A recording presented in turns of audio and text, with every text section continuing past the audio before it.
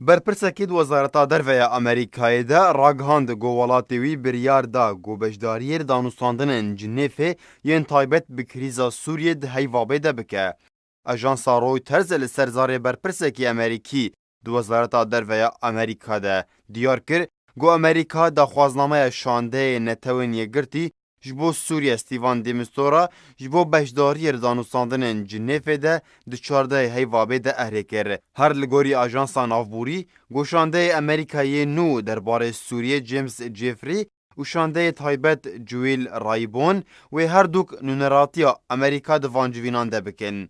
تی پیشبینی کرن گو دوی جوینه ده هر یک جوالاتن امریکا و بریتانیا و آلمانیا و فرانسا و سعودیه و اردن و مصر آماده ببن و تیده چارەسەریya کریزا سوریه بگشتی گفتگو بکن هر وها هولن بردوام جبو پیک آنینا کمیتا دستوری سوری. بریانها شانده نافدولتی جبو سوریه استیوان دیمستورا داخوازنامه جبو هر هفت ولات نافبوری را شانده بو جبو بشداری جوینن جنیفه ده.